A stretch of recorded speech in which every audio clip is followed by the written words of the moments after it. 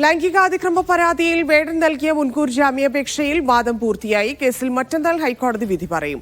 ഒരു പെൺകുട്ടിയെ കൂടി വേടൻ പീഡിപ്പിച്ചതായി പരാതിക്കാരിയുടെ അഭിഭാഷക വാദത്തിനിടെ പറഞ്ഞെങ്കിലും ഉഭയസമ്മതപ്രകാരമുള്ള ബന്ധമായിരുന്നെന്ന് വേടന്റെ അഭിഭാഷകൻ അറിയിച്ചു. അഹമ്മദ് മുസ്തഫ ചേരുന്നു. മുസ്തഫ, ഇന്നത്തെ വാദം എങ്ങനെയായിരുന്നു? കോടതിയിൽ എന്തൊക്കെ സംഭവിച്ചു? ഇന്നിപ്പം ഈ പരാതിക്കാരിക്ക് കൂടുതൽ വാദമുണ്ടെങ്കിൽ അതുകൂടി അറിയിക്കാം. അതിനുശേഷം അത് ഉത്തരവിന് വേണ്ടി മുൻകൂർ ജാമ്യാപേക്ഷയിൽ ഒരു അന്തിമ തീരുമാനത്തിന് വേണ്ടി കോടതി മാറ്റിവെക്കുമെന്നായിരുന്നു നേരത്തെ പറഞ്ഞത്. അത് പ്രകാരം പരാതിക്കാരിയുടെ അഭിഭാഷക, പെൺകുട്ടിയുടെ അഭിഭാഷക കൂടുതൽ വാദങ്ങൾ മുന്നോട്ട് വെച്ചു. മാത്രമല്ല ഈ രൂപത്തിൽ കേസ് പലതരത്തിൽ വരുന്നുണ്ട്. നേരത്തെ മറ്റൊരു സുഹൃത്തിനെ കൂടി ഇങ്ങനെ രൂപത്തിൽ വേടൻ പീഡിപ്പിച്ചതായി ഈ പരാതിക്കാരി പെൺകുട്ടിയുടെ അഭിഭാഷക കോടതിയെ അറിയിച്ചു.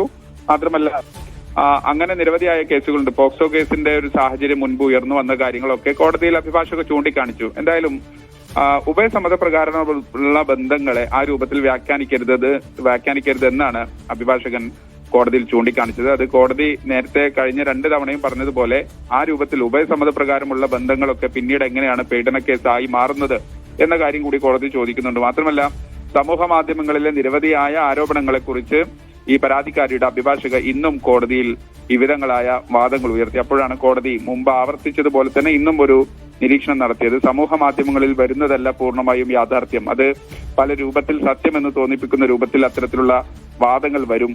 മാത്രമല്ല സോഷ്യൽ മീഡിയ എന്ത് പറയുന്നു, എഴുത്തുകാർ എന്ത് പറയുന്നു, സമൂഹം എന്ത് പറയുന്നു എന്നല്ല, കോടതിയിൽ തെളിവുകളും വസ്തുതകളുമാണ് പ്രധാനമെന്ന് ജസ്റ്റിസ് ബെച്ചു കുര്യൻ തോമസ് പറയുകയും ചെയ്തിരിക്കുന്നു. എന്തായാലും ഈ പരാതിക്കാരിയുടെ ആക്ഷേപത്തിൽ ഈ വേടന്റെ അഭിഭാഷകനോട് കോടതി ചില ചോദ്യങ്ങൾ ചോദിച്ചു. താങ്കളൊരു സ്വാധീനമുള്ള ഒരു ഇൻഫ്ലുവൻസർ എന്നുള്ള രൂപത്തിൽ ആ രൂപത്തിൽ പല ആളുകളുമായി ബന്ധം പുലർത്തുന്നത് ഉൾപ്പെടെയുള്ള കാര്യങ്ങൾ കോടതി എന്തായാലും ചോദിച്ചപ്പോഴാണ് പറഞ്ഞത് താൻ ഒരു കലാകാരൻ മാത്രമാണ്, തനിക്കെതിരെ അങ്ങനെ ഒരു സ്വാധീനമുള്ള ആളല്ല, തനിക്കെതിരെ ചില ഗൂഢാലോചനകൾ നടക്കുന്നു, അതിന്റെ ഭാഗമായാണ് ഇത്തരം ആരോപണങ്ങൾ ഉയർന്നു വരുന്നത് എന്നതുൾപ്പെടെയുള്ള വാദങ്ങൾ വേടൻ മുന്നോട്ട് വെച്ചു. എന്തായാലും ഈ വിഷയത്തിൽ ഇപ്പോൾ വാദം പൂർത്തിയായിരിക്കുന്നു. ഇനി ബുധനാഴ്ചക്ക് ഈ വിഷയം ഉത്തരവിന് വേണ്ടി, ഓർഡറിന് വേണ്ടി റിസർവ് ചെയ്തിട്ടുണ്ട്. അതായത് അന്ന് ഈ മുൻകൂർ ജാമ്യാപേക്ഷയിൽ ഒരു അന്തിമ വിധി വരും എന്നാണ് പ്രതീക്ഷിക്കുന്നത്. പക്ഷെ കോടതി ഒരു കാര്യം കൂടി പറയുന്നുണ്ട്, അന്നത്തേക്ക് ഉത്തരവ് ഈ വിധി പകർപ്പ് എഴുതി പൂർത്തിയായാൽ മാത്രം അന്നാണ് ഓർഡർ ഉണ്ടാവുക, അതല്ലെങ്കിൽ ഓണാവധിക്ക് ശേഷം അതുമായി ബന്ധപ്പെട്ട ഉത്തരവ് ഉണ്ടാവും എന്നുകൂടി കോടതി വ്യക്തമാക്കിയിരിക്കുന്നു.